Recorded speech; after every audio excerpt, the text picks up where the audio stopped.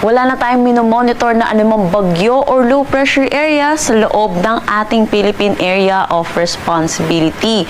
Pero sa ngayon po, patuloy pa rin ang pag-iral ng southwest monsoon or habagat dito sa may buong Luzon, pati na rin dito sa western section ng Visayas. Sa nalalabing bahagi naman po ng Visayas at kabuuan ng Mindanao, localized thunderstorm ang inaasahan natin na magdadala ng mga panandaliang buhos ng pag-ulan lalo na sa hapon at sa gabi. Para sa magiging panahon natin ngayong araw dito sa Luzon, inaasahan natin dito sa may Batanes, Cagayan, Ilocos Region, Cordillera Administrative Region ay makakaranas po sila ng mataas na tsansa ng mga pag-ulan, lalo na po dulot ito ng habagat. Para naman dito sa may Central Luzon, particularly dito sa may Zambales sa Bataan, mataas po ang tsansa po ng mga pag-ulan sa kanila, mga kalat-kalat na pag-ulan, dulot pa rin naman ito ng habagat.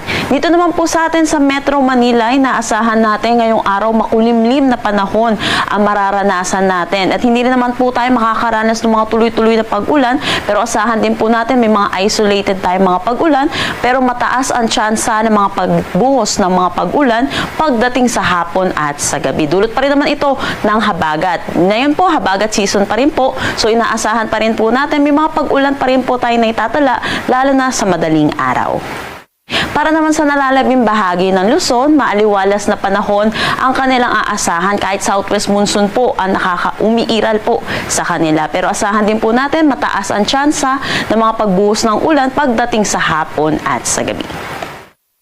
Agwat ng temperatura for Metro Manila, Tuguegarao at Legazpi, 25 to 31 degrees Celsius. Lawag, 25 to 30 degrees Celsius. For Baguio, 17 to 23 degrees Celsius. At Tagaytay, 22 to 30 degrees Celsius. Para naman dito sa may Palawan, Visayas at Mindanao, maaliwalas na panahon ang kanilang aasahan. Pero asahan din natin yung init at alinsangan, lalo na sa tanghali hanggang hapon, na may mataas na tsansa ng mga localized thunderstorm pagdating sa hapon at sa gabi. Ugaliin po natin magdala ng payong, patanggalan sa init at pati na rin sa mga pag-ulan. Agwat ng temperatura for Calayan Islands at Puerto Princesa, 25 to 31 degrees Celsius. For Iloilo, 24 to 31 degrees Celsius. Tacloban, 26 to 31 degrees Celsius. For Cebu, asahan natin ng 25 to 31 degrees Celsius. Cagayan de Oro at Davao, 24 to 32 degrees Celsius. At Zamboanga, 25 to 32 degrees Celsius.